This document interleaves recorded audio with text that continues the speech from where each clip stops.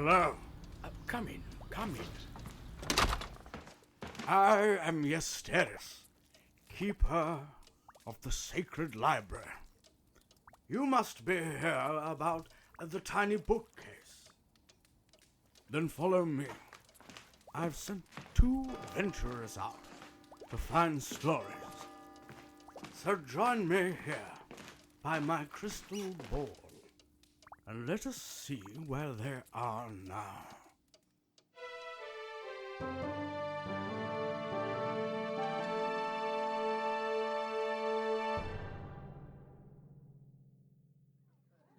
One more pipe, please, Barky. Coming right up, sir. Yeah, that orb that he gave us is glowing.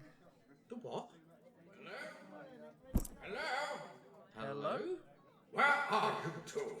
The mouse nipple in. Which is where? Slam's witch. Fine. Have you got them for me? The stories. We do. Here, Ben. What was the theme again? In space, no one can hear you scream. Yeah. Right.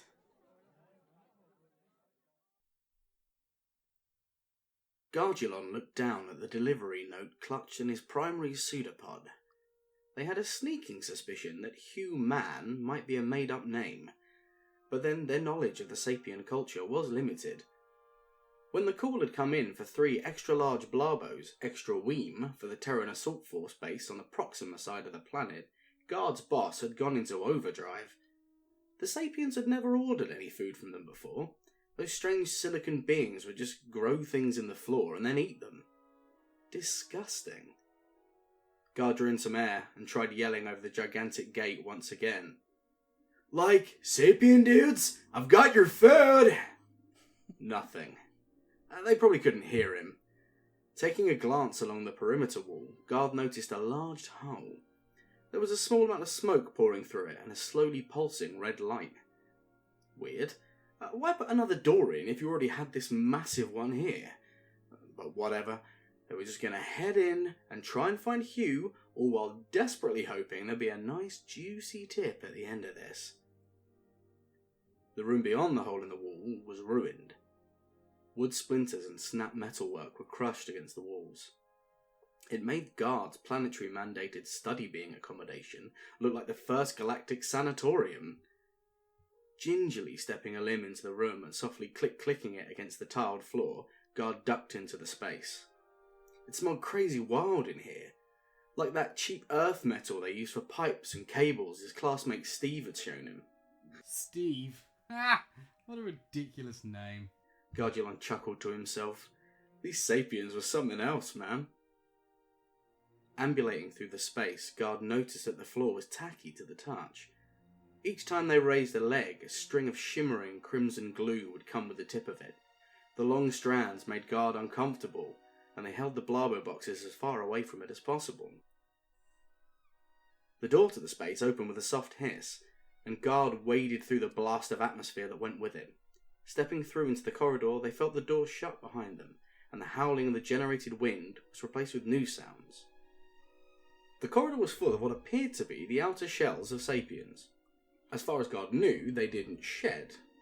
But look here, a human head with its pair of viewing orbs, a limb with its 5 weak pseudopods lay there, not even trying to turn over and grow a new Sapien.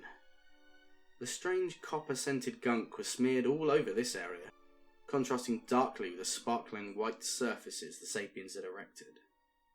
Carrying from further away, around one of their strange angular corners, came a series of loud rattles, like someone drumming their legs rapidly against a sheet of metal, followed by a tearing sound, a high-pitched shriek, and a splash like the dropping of a maxi-sized Slurbo mix.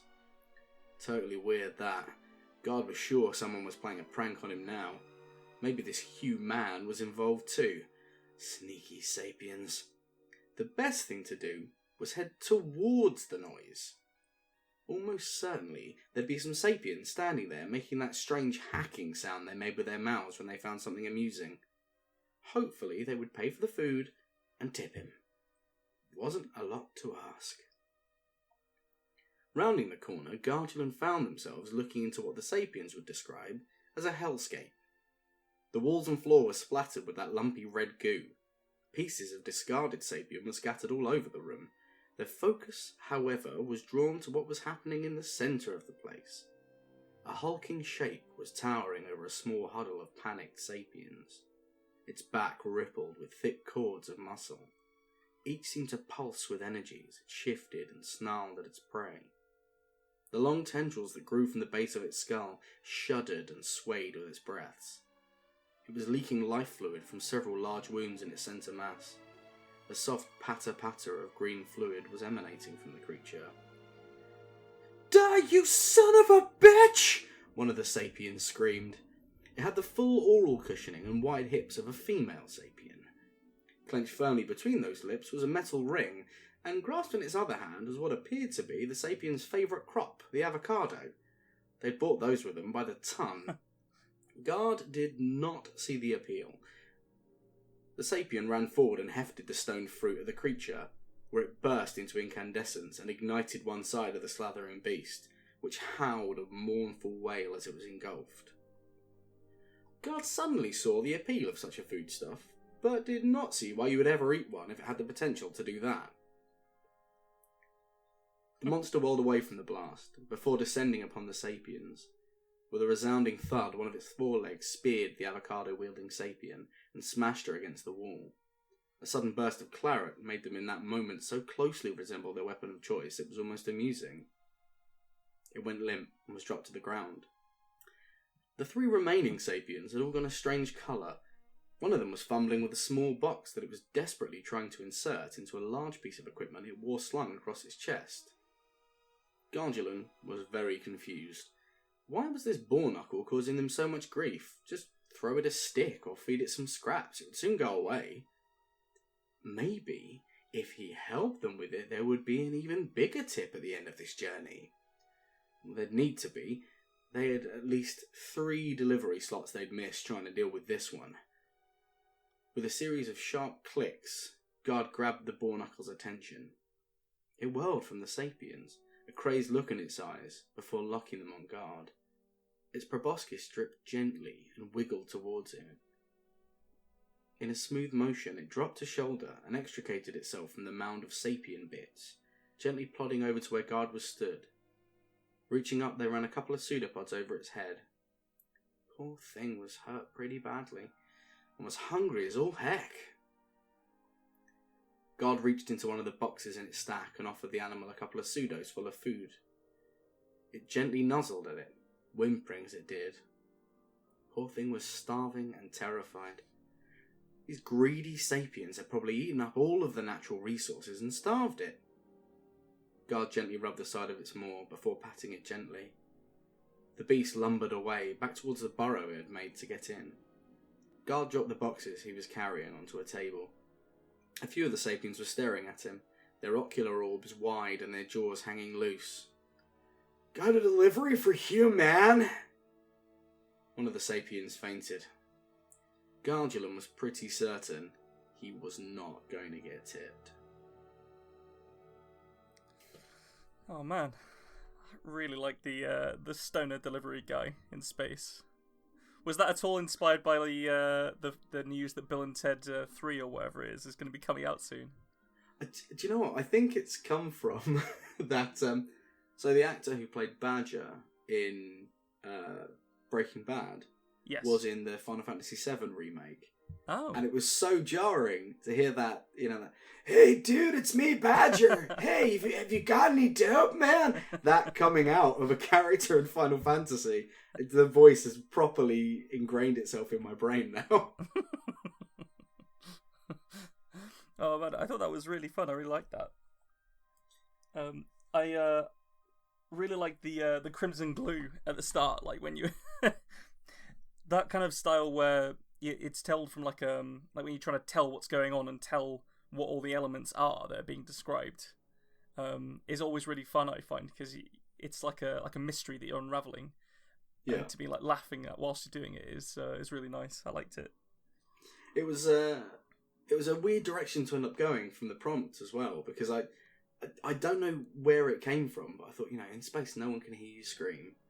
who would be screaming. And the idea of this alien screaming over the wall of a big Earth Defense Force base was just so funny to me that I was like, I've got to write that story now. So it had like a Douglas Adams vibe as well, I think. I think a lot of my stuff does. There's a lot of Adams, a lot of Pratchett knocking around in my brain, and that's it has had a huge effect on my sense of humour. So it's probably going to show up. Sorry, Yisterrus. Oh man. Speaking of, it's not only me that's going to feed stories to a wizard. That's true. I reckon I can muster one up. Go on then. Well, in space, no one can hear you scream. Bound as he was to an asteroid hurtling through the cosmos, Cox knew he was completely fucked. His musculature was pulled taut by the chains, and the space rock knuckled into his back whenever he struggled. The bicarac manacles that clasped his wrists held them away from his sides. She had spread his legs at least. If he was going to spend eternity in the void, he'd prefer not to do so as Christ imagery. Despite his immediate situation, Cox had to admit the view through his visor was stunning. A patina of indigo surrounded him like a fog. It seemed to move gently as he hurtled through it. He drew in a deep breath through his nose, hoping to smell the stuff, but his efforts were rewarded only with the stale respirator air. Here and there, between the wisps, he could see the glinting darkness that awaited him. He had always loved space. In the void he had known who he was, and how much his actions meant in the universe. Now, even in the privacy of his own mind, he couldn't claim to be so sure of that anymore. That philosophical dent bit deeper than any battle wound, and panicked him more than any torturer's blade. They had stripped him of his uniform before the Baccarat Guardians went to their work at her direction. He knew she had done it as a last attempt to humiliate him. She had failed. He had lived through far too much for anything like that to matter to him. He had been in the vanguard that destroyed the refinery at the Battle of Bicarac Prime. He had honourably slain entire detachments of Bicarac holdouts after discovering their rat holes. The screams of those he had questioned during the war had led to countless victories, some quiet and many loud enough to be broadcasted back to Earth. All of those past glories flashed through his mind as his captors stuffed him into a spacesuit made from a dense, iridescent material. This suit, similar to the armour worn by their military, held vast life-preserving potential. Like an old-timey hero strapped to the front of a steam train, Cox parted the indigo wisps and plunged into the void beyond. There were no planets to greet him, nor many stars to light his way. There was only a burning pale oval of fire in the centre of his view, which seemed both close and far away. His concept of time had departed with the wisps, and soon he could not discern how long his body had been bound to the rock. For him, there would be no last-minute escape. Way back, before he was lashed to the rock and before the war, their queen, a noxious pacifist named Kandar, had made first contact. She had spoken words of peace and welcomed the Armada. He had nearly fallen for her ruse, but Cox had scrubbed the logs of them, knowing full well that knowledge of them further up the chain of command would slow down what needed to be done. The seizure of Bicarac's unique iridescent material had been among Cox's prime objectives from his superiors. He gambled that their greed would outweigh any misdemeanours he might supposedly commit.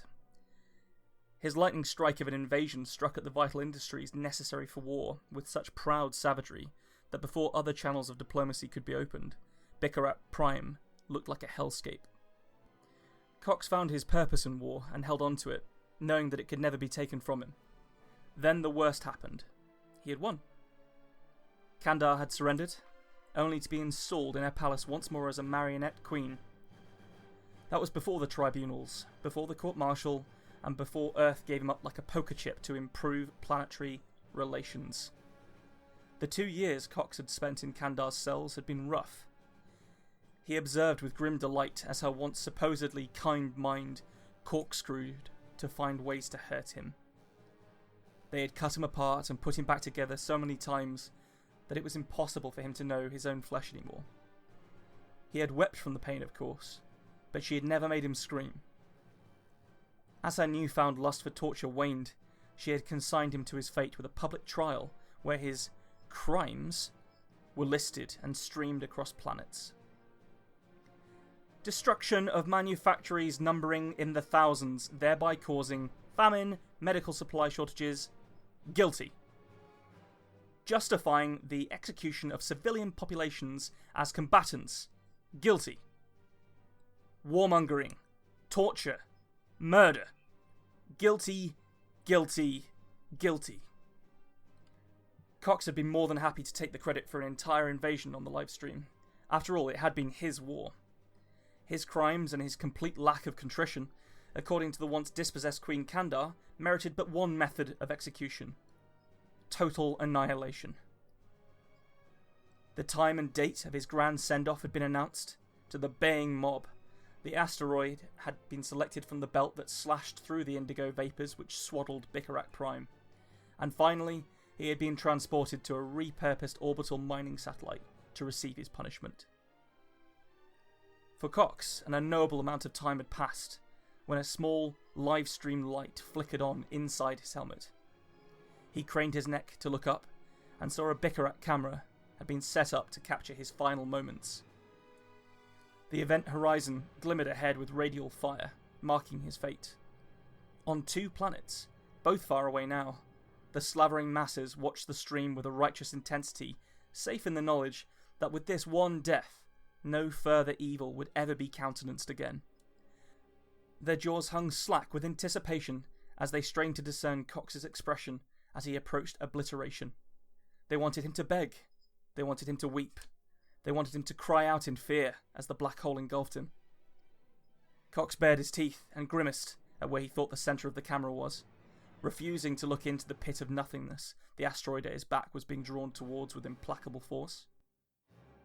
From his peripheral sight, he knew he was passing over a line he could never uncross. And he held the gaze of 2 sentient civilizations as he did so. Finally, he was through, and the small light winked out of existence. Suddenly, Cox felt nothing. No forces played on his body. Gravity no longer pulled at the rock behind him. The unquantifiable darkness engulfed him, and he was left in utter quiet. He did not know how long the suit could keep him alive, but he knew he was finally alone. He screamed. If nothing else, I think our 2 stories have given a clear indication of the sort of people we are. I really like that, man. I really, really like it. The, again, that drip feeding of details about a world that hasn't existed before in my knowledge was really captivating. Like, hearing little bits about this alien race and, like, wanting to side with Cox because he was the main character and then feeling really awful for wanting that. It took me on a really good journey, man. I really like stories where you are either initially told that somebody's, you're given all the evidence as to why somebody is horrendous, completely unjustifiably bad, and then it's walked back in either like a single elegant stroke or gradually. And so this was sort of an inversion of that. Like, I wanted it from his perspective, from him talking about what he was doing, and then to sort of get the actual, like, sort of actuality of what he'd done, and make it sink in that, make the audience complicit in a way. That little glimpse to the human condition, that absolute righteous fury and certainty that you're in the right. It's such an interesting trait to see, because we see it a lot for the good guys, the paladins, the people who are so certain they're doing good, and they are. It's really nice to see it in a character definitely not doing good things. Yeah. It actually started as a superhero story. Okay. I was sort of going to go for this kind of like pulpy, like a Superman being tied to a rock, being held towards a sun or something. And it kind of gradually morphed into this interplanetary sci-fi war drama. It's definitely cool though. Yeah. It's I think it's really exciting writing to a prompt and thinking about it, and especially with the tight limit we've set. So for anyone listening, it's between 800 and 1500 words. And it does mean there are times when you're going to get to 1200 and hit a stride that you think, I could really make a story out of this. And then you have to rein it in and find that conclusion. And it might mean taking things out earlier or turning passages into little cheeky details. And I think it's nice. It tests you as a writer. Yeah. It's having that ceiling that you can't go beyond. Also, I think it sort of forces you to towards being concise. And like I really love just doing like reams and reams of description, which I think sort of still comes across in what I did there. But you don't need to put that much description in. You can tell a story in very few words. We are both quite big Tolkien fans, so the desire to give pages about the minutiae of where things come from and what if something was made, who made it, and about those people, and reining that in, I can imagine. I know your writing style, and I can see you wanting to expand things. There's nothing to stop us, really. No, not at all. No, but I remember years and years ago, somebody was saying, and I'm trying to remember what the author was. It was either like someone like Carver, who's really famous for short stories, or it was Hemingway, or one of these other kind of like fairly sort of brutal wordsmiths that use very few words to get a lot of emotion across. But it was the one of the shortest and most impactful stories I've ever heard, and it's just 6 words long. And it's something along the lines of, for sale, baby shoes, never worn. I was genuinely about to bring up exactly the same thing. Really? Yeah, absolutely. Oh, that's really exciting. It's it's never been clearer to me what you can achieve with inference than when I was told that for the first time. It's very, there's so much in the zeitgeist and so much that we like in the shared consciousness that we all have, that the idea of a baby's shoes never being worn, it could be anything. They could be the wrong size, they didn't like the colour when they got them home, they were given as a gift, but the human mind will always lean towards the tragic. Oh yeah, and that to definitely. me is fantastic. Yeah. The sort of idea of screaming in space as well. Like I like how we went for different, like very different interpretations, but both of us had the main character be the one that was screaming. Yeah. Because initially, when I was listening to yours just then, I was thinking that it was going to be the humans that were screaming because they couldn't get their oxygen on or something. But I looking back, obviously, it's the pizza delivery guy yelling over the wall, which is fantastic. But like filling a short story full of like little details that you can get people excited about, and also get excited yourself. Like, this is fun to do. Is alarmingly awesome, I think. If anyone listening does want to join in, always do write a story. It's 800 to 1500 words. The prompt this time, for example, is in space. No one can hear you scream. If you write one, let us know. Send it to us in an email. We would absolutely love to read anything you guys write. Genuinely, it would be so exciting to see what other people come up with. So normally, I think we're meant to have someone else here, and then they'd read a story, and then we'd ask them some questions. Yeah. But we don't have anyone else here, so I think the best thing to do is let everyone out there know a bit more about us. Sounds like a good idea. So, we'll start with something easy. What are you reading at the moment? I'm one of those people that has several books on the go and is sort of ineffectually flailing to complete any of them. But I think the main thing that I'm reading at the moment, and it's largely because of this podcast, is that I'm finally reading Stephen King's book about writing. It's called On Writing, a Memoir of the Craft, I think. And it is alarmingly good. It hooks you straight away. That's the King special, though, isn't it? It hooks you straight away.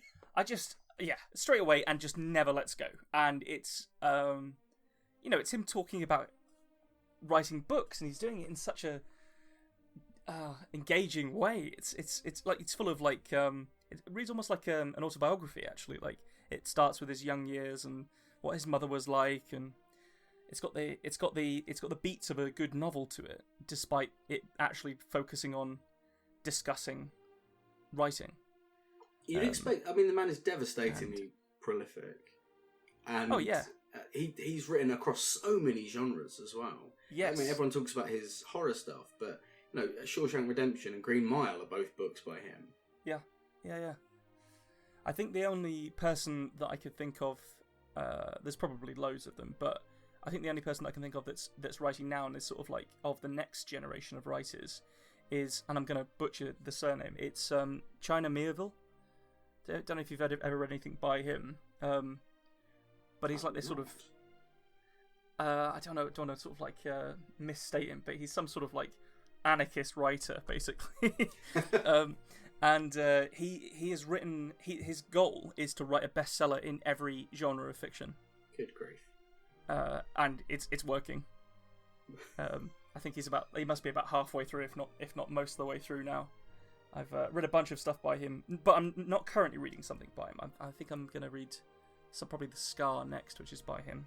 Okay. But yeah, so basically I'm reading On Writing.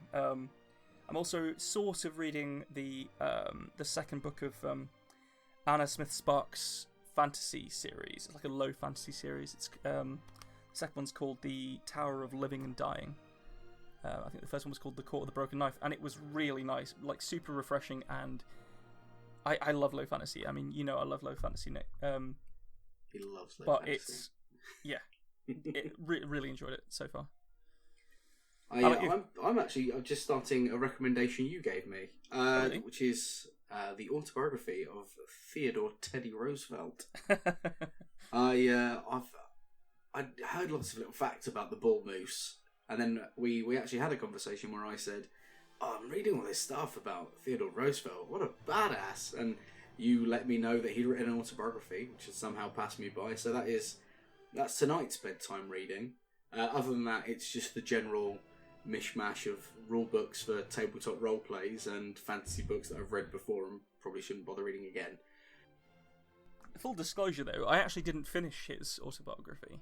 So I only got about halfway through. The reason for it is because I was camping when I was reading it, and there was something really special about reading, the man who gave the world the Rough Riders, and has all these like big ideas about masculinity and etc. Like, rightly or wrongly, like I'm sure he did lots of things that were absolutely horrible. Probably absolutely horrendous. Yeah, he's probably some sort of mass murdering lunatic, but he writes in such a rugged way that whilst I was camping and reading it, it worked beautifully. And I got home and I sat down in a comfy chair to continue reading it, and it just did not feel the same. So I stopped, unfortunately.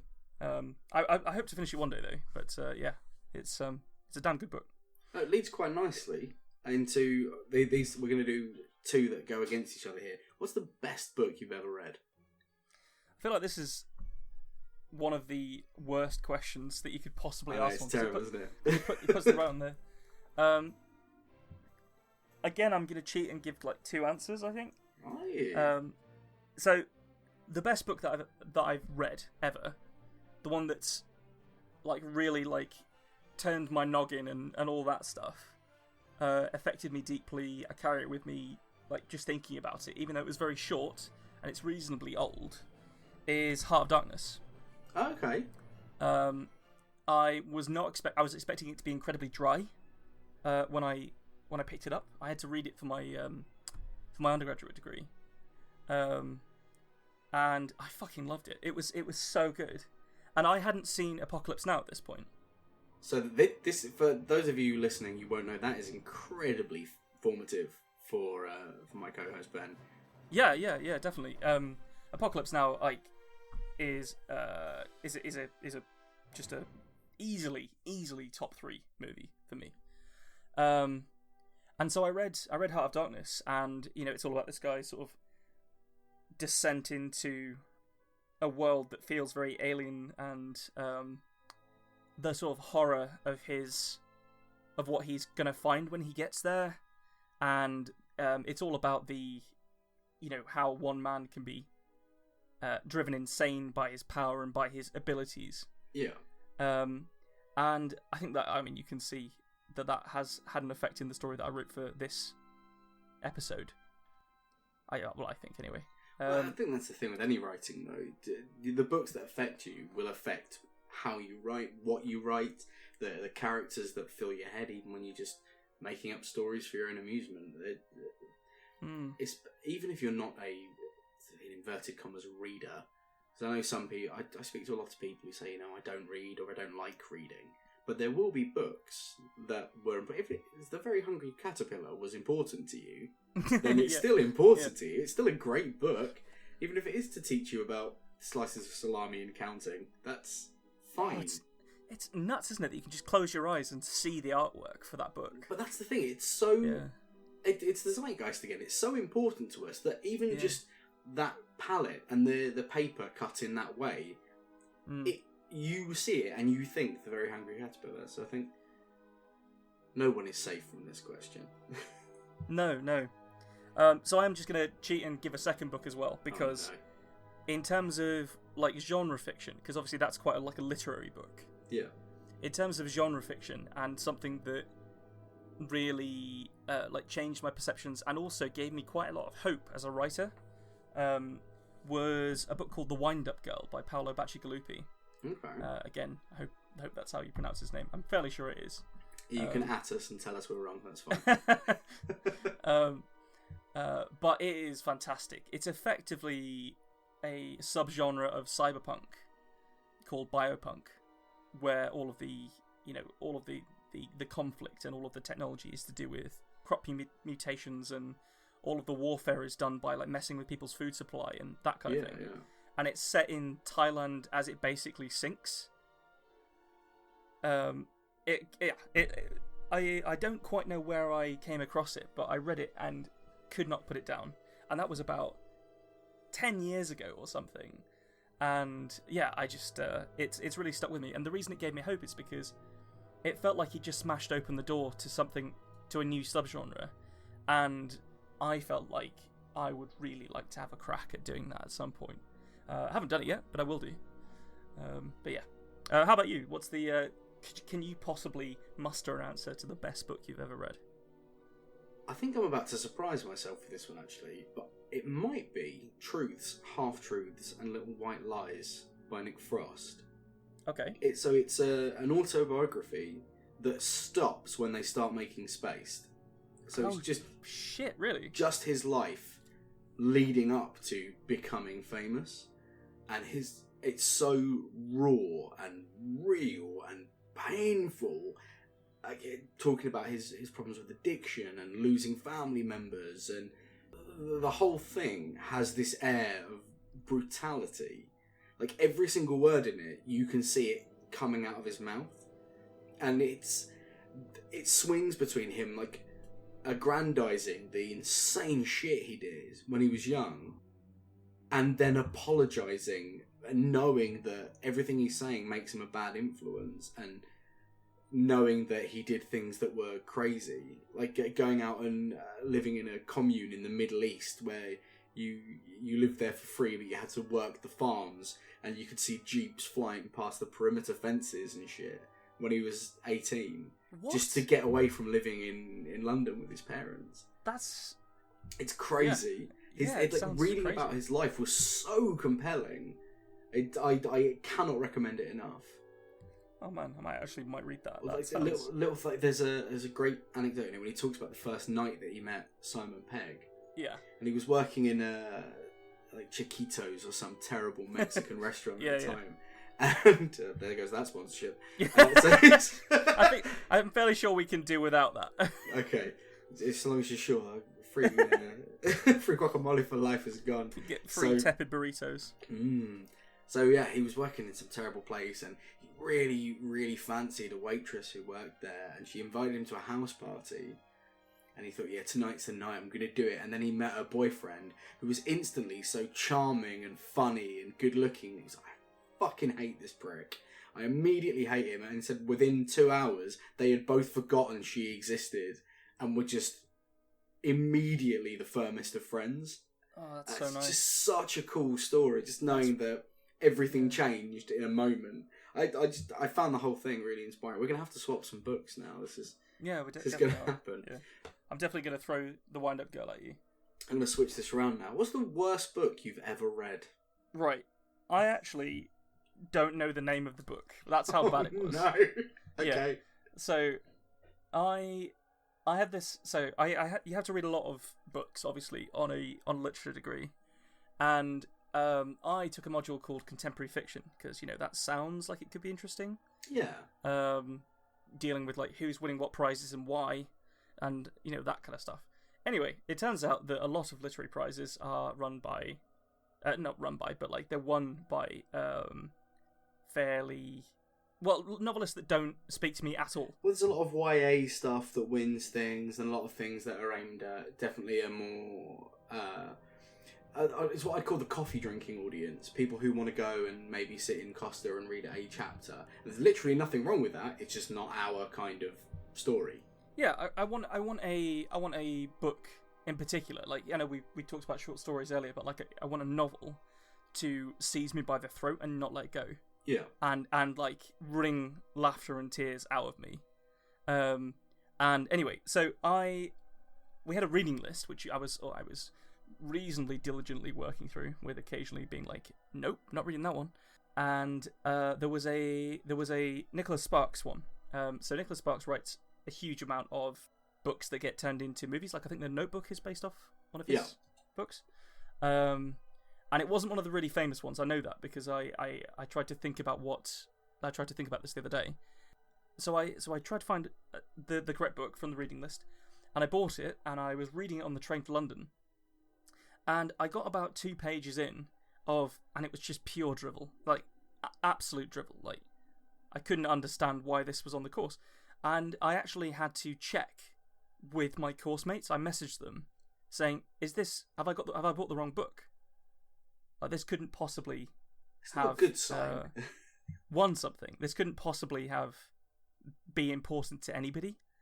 And I put it down. I stopped reading it after about 2.5 pages. Oh wow. Because it was clear it was not going anywhere. I think I might have skimmed the next sort of 10 or so to see if it like suddenly changed style or anything like that. Like, no disrespect to Nicholas Sparks, I'm sure that's there's plenty of amazing books there. But this one in particular, and unfortunately I can't remember the name, so that would drive me fucking nuts if somebody said that and couldn't remember the name of the book. I'll make him dig out the 10-year-old reading lists, and we're gonna go through them. That's what's gonna happen, gang. Yeah, so unfortunately I don't know the name of it, but that was pretty bad. How about you, Mum? It's a surprisingly tough one, this. Not because I've read a huge amount of dross, which is possibly I've picked up some fantasy novels that have turned out to be beyond terrible. Well, you're a big fan of things that are so bad that they're good, though, aren't you? Cinema, yes. Because cinema you can put on and you can say, oh, look at that, it's all wobbly, or oh, it doesn't even look close to the thing. But reading something that bad feels like an abuse of my imagination.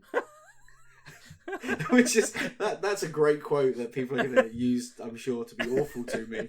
But there's lots of collections of short stories and stuff, but actually I know what it is. It's the novelization of The Phantom Menace. Oh. That's the worst book I've ever read. So I was absolutely avid reader as a kid, and when Phantom Menace came out, I liked it. I still do quite like it. It's not the worst one. Sorry to break it to some of you out there. It's actually definitely not the worst Star Wars movie.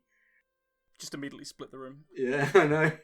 But I got the novelization of it, but given the novelization of it, everything that's good about The Phantom Menace is very fast-paced. So that the pod race, the fight with Darth Maul, it's all real da-da-da, action beats, super fast, very cool. Imagine if that was written down.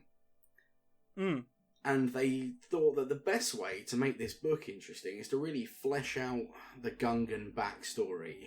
And really, like the diplomacy stuff. We don't spend enough time on Coruscant really digging into interplanetary politics. Oh god, I mean that movie already opens up with like a trade delegation situation. It's a trade embargo.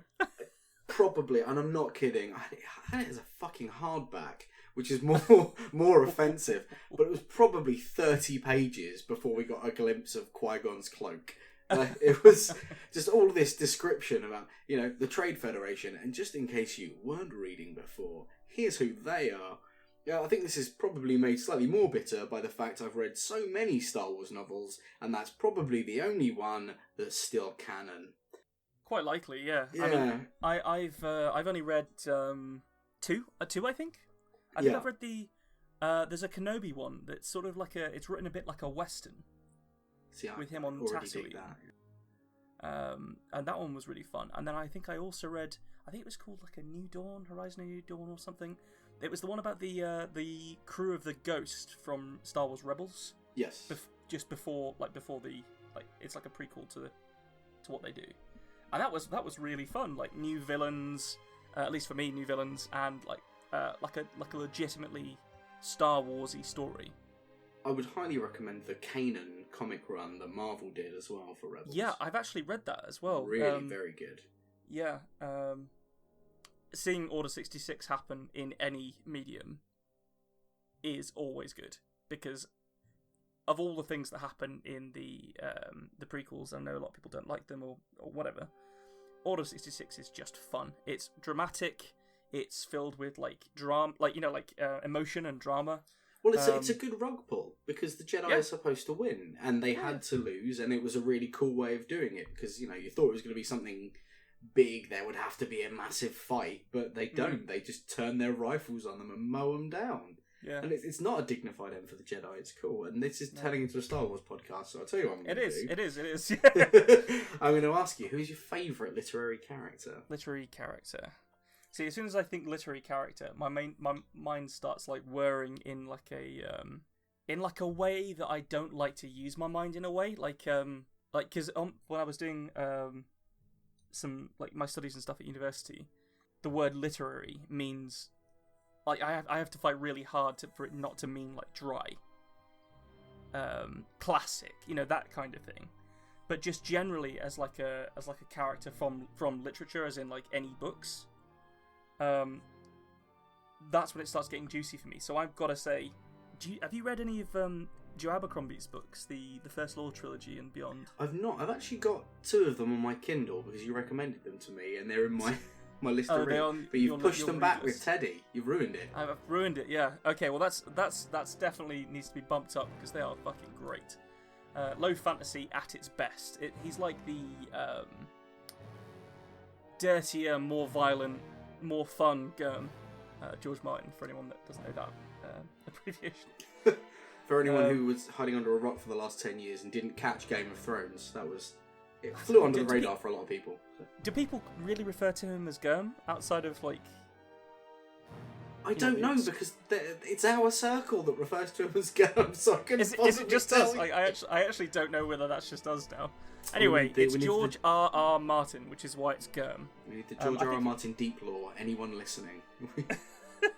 Anyway, Joe Abercrombie is fantastic, and I would love to write books that like the books that he writes. He's just fantastic.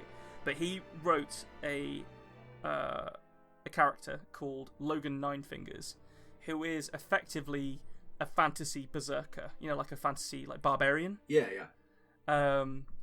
And he plays with the concept in such a fun and enthralling way that you can't put it down at all. And he's a character that is incredibly horrendously flawed, but you want him to do better, and you believe that he can do better because he's full of hope that he can do better with his life. Yeah.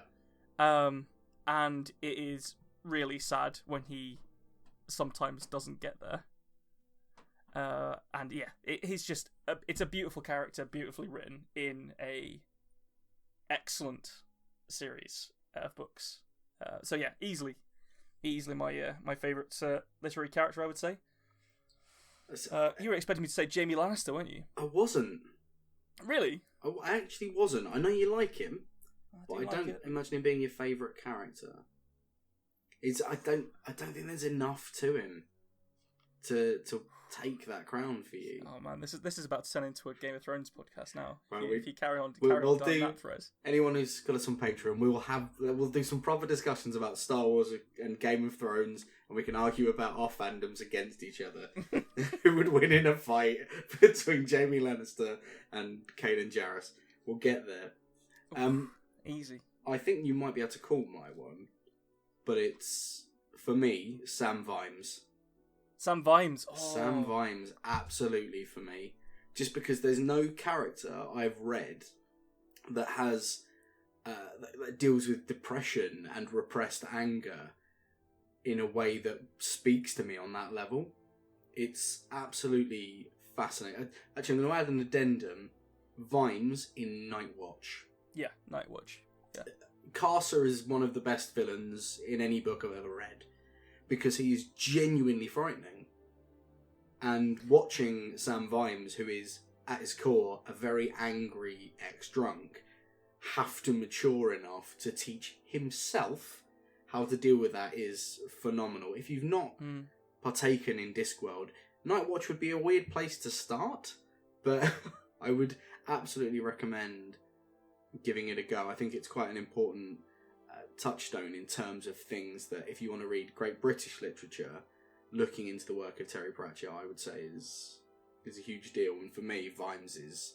a lot of people would say Death is the best character, but it's easy to like Death because it's a concept we would deal with every day, and it's nice to see it humanised, for lack of a better term. I mean, all of the Discworld cast, if that's the right word for it, really. I'd say so. Are just so beautifully deep, aren't they? Like you've got Granny Weatherwax, you've got Death, you've even got like some of the side characters like Magrat Garlic and Nanny Og. There is someone out there who, cut me own throat, Dibbler speaks to him CMOT on a real deep spiritual level. Like, they're at home going, sausage in a bun, yeah. Sausage. See it now. What about Foul Old Run? Millennium Hand and Shrimp, of course. Bugger it. Oh, yes. No, Sam This Vimes. means nothing to some of you, but yeah. No. But Sam Vimes, excellent character. Like, I immediately kicked myself actually after you started talking because I was like, "Oh fuck, shit!" Sam Vimes! I forgot he existed. For everyone out there, Ben was probably going to guess because of his gasp of, I didn't think of him. You thought I was going to say Gotrek Gurneson. I did. You Yeah. did. I thought you were going to go full ginger dwarf. Probably my favourite book series, Gotrek and Felix. But the character of Gotrek, I love him. It's a big, he's a dwarf. Very angry dwarf with a mohawk. Spot on. The character doesn't really go much further than that across 17-ish books and a few short stories. So I love him to bits. He's not Sam Vimes. He's not Sam Vimes. Now that does genuinely lead into my next question though. If you could adapt any book to another medium, so to a concept album, into a video game, into a TV series, a movie, what would it be and what would you make it into? So I think like when I was a sort of late teenager, I was really into like sort of slightly like novelists who have got a bit of an edge to them. Like they've all got drinking problems and that kind of thing, like Hemingway and his crowd, but also Charlie Bukowski. And Bukowski wrote so many books, and in such a like deliberately disgusting style that you just couldn't look away from it. It was sort of like horrible but entrancing at the same time. And he wrote a book. He knew he was dying, and he wrote a book right at the end of his life that deals with death, and is basically all about how we're all just waiting around until something just swipes you out and then you're out. That's it. And it's called Pulp, and it's just a brilliant book. It's really, really short. It's like maybe 200 pages, if that. And it's, imagine your last work that you wanted to leave the world. And he did a pastiche of the detective genre. Yeah. And it's all about this like noir detective, who is like his ego is boundless, and he just constantly has to solve weird crimes that sort of oddly interconnect in ways that real life doesn't work. And I think seeing that swagger, either in like a movie as a pinball machine, yeah, that would be great. But like, yeah, as a movie or something, I think it would work really well. Like, because it would feel really fresh. Yeah. And it would send up a few different genres. It would have its own voice. You could cast someone quite fun, and you could make the whole thing look like amazingly. You know how like noir films look great. And you maybe could do like splashes of color and all that kind of thing. But then you have to make the main character look odd in every scene that he's in, and just these outlandish ego statements need to just hang in the air slightly too long. And, you know, you can make the audience really uncomfortable while still entertaining them, I think. But I think it would also work as a comic with a similar kind of thing. Gonna headcanon that film. So, Terry Gilliam directing in his prime, we're talking Baron Munchausen era Gilliam. Yeah. With, oh god, I'm not gonna remember his name now. The guy from Airplane.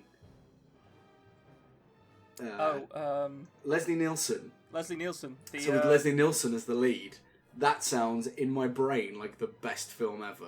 I think like so Leslie Nielsen is almost way too. Leslie Nielsen is like way too handsome, I think. Okay. Well, he did start, didn't he? He started as the leading man, and it wasn't until later on that he became a. I mean, his comic timing is incredible, but was. Yeah, but he's got this he's a handsome dude, square jawed, tall, all the rest of it.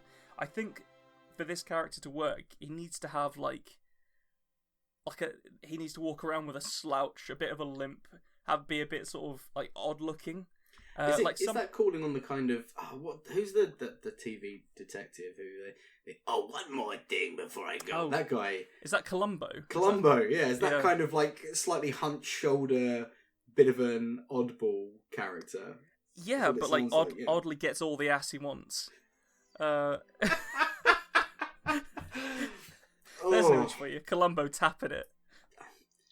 Oh, one more thing. I'm gonna blow. I started to turn into Popeye at the end there. I am what I am. That would be a hell of a threesome. Oh, good grief.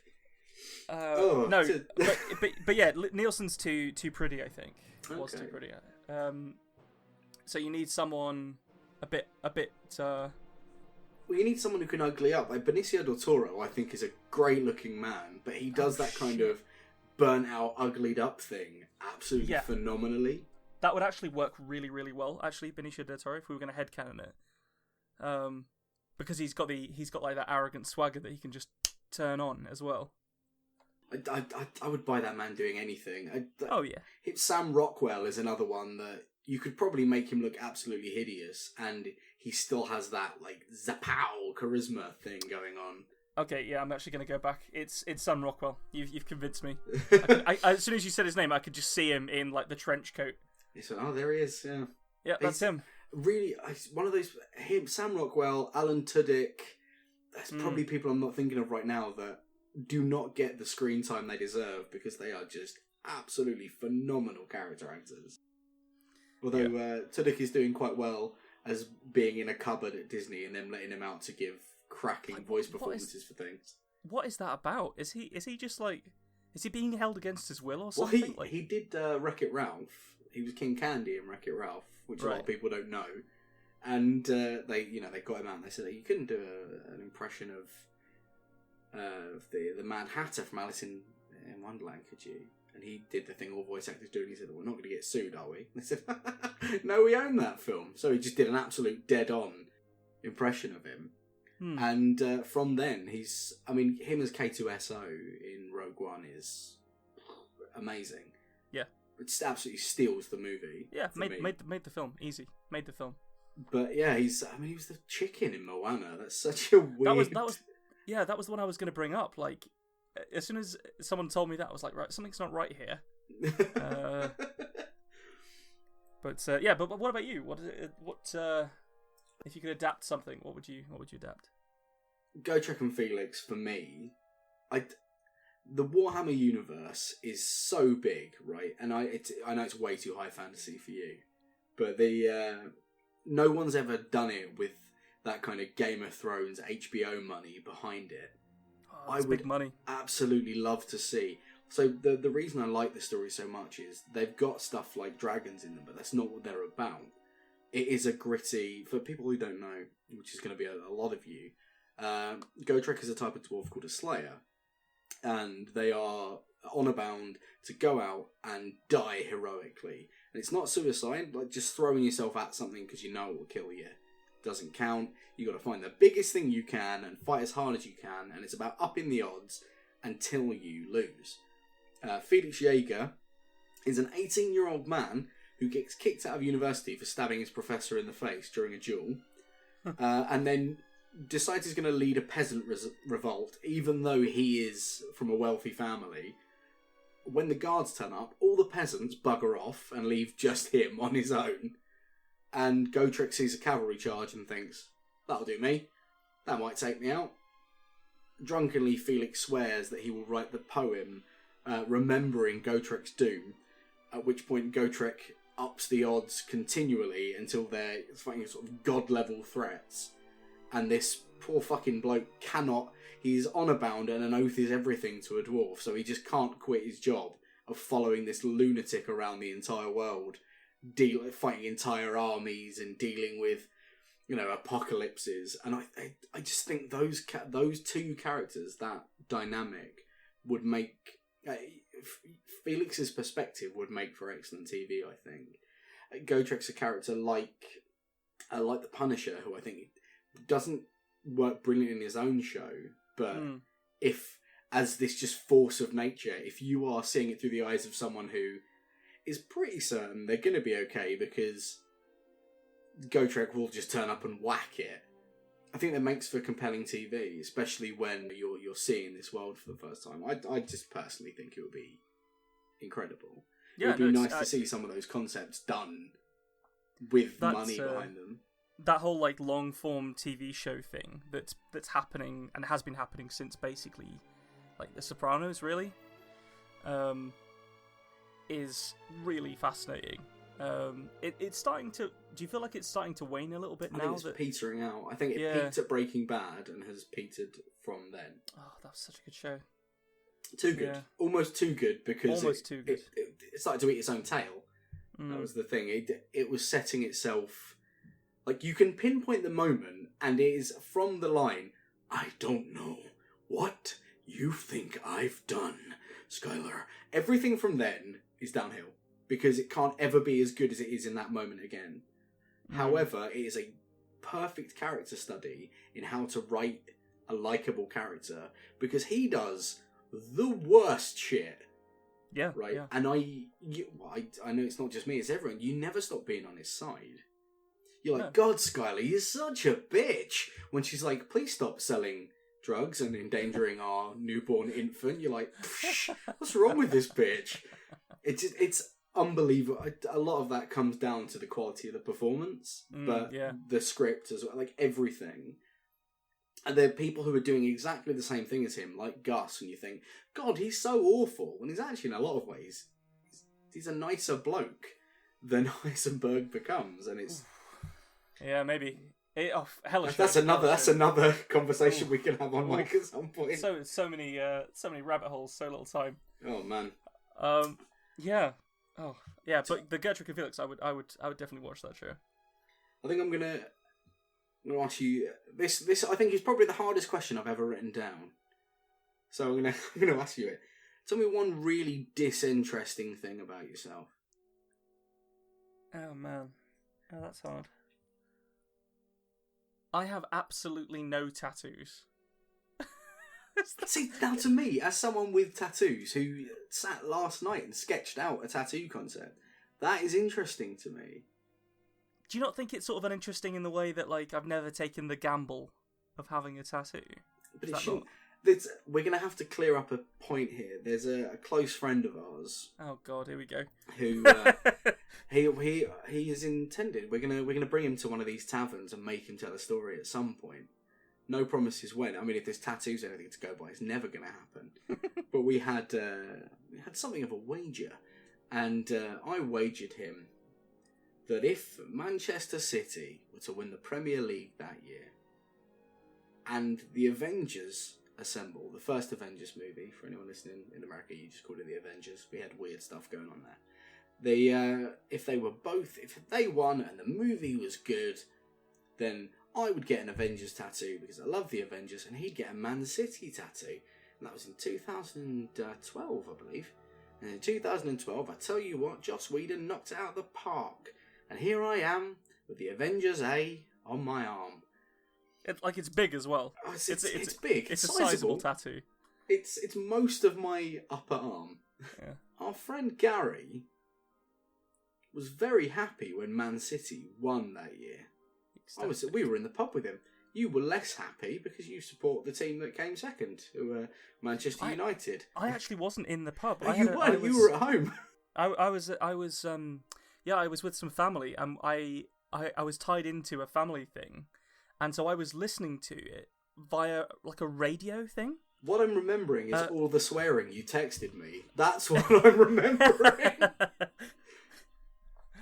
Oh, yeah. Me in the middle. Really, I was like, I have no stake in this.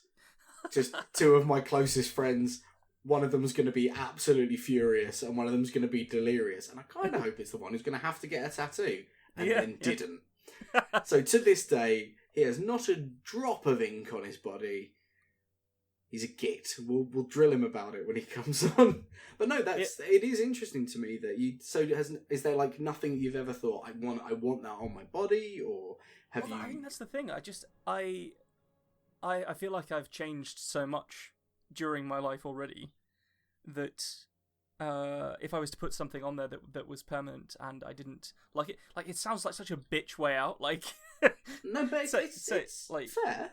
Yeah, I know it's fair, but it's just sort of like the idea that I couldn't care for something that much to put it on my body is I feel a bit strange. So I guess maybe this was a bad answer to this question because maybe it is interesting. Maybe this is interesting. We'll find out one day. I say something about how much you've changed. I am glad there are some tattoos I didn't get because now they would look like they were through a fisheye lens because the years have not been kind. But who knows? Oh, so go on. Let's. Something really disinteresting about me. I find I'm not grossed out by almost anything apart from, and for those of you who know me and know how long my hair is, will find this weird, like hair that's fallen out, especially wet hair.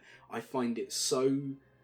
It makes me convulse. It's so foul to me. I don't know. Like I used to manage a pub where I would regularly have to put a bin bag around my arm and break up a large turd to unblock a toilet, right? And that didn't bother me, but my own dead hair freaks me out.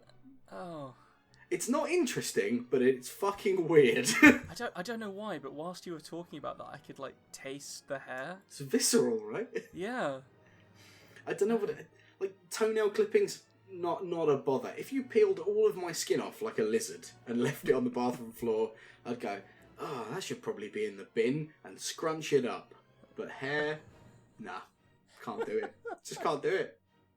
Oh, it's the one. It just turns my stomach absolutely foul. Oh, well, I'm definitely going to be cutting my hair and leaving it in little bags around your house next time. So next time I come to visit you, I'm going to, and this is your bed. I'm going to whip it back. It's going to be like one of those bunches of sage that people burn to ward off spirits. Just your dead hair. This is from the shower. It's from the lockdown shower. Oh. But I can see that the orb is no longer glowing. I think that means we're done. Well, it means that there's no longer any wizards listening in, but I think we might be in for another round. All right. I should probably pay for one point. My, what an adventure. You'll have to come back another time. Our adventurers are off now in search of more stories. If you'd like to meet our adventuring party, you can reach them by Raven at Bookcase Tiny. Or, alternatively, you can help them on Patreon to fund their adventures. Those tavern ales don't pay for themselves, I'm afraid. But thank you for joining us. Now get out of my wizard tower. I have wizardy things to do. Bloody do-gooders always coming around here wanting something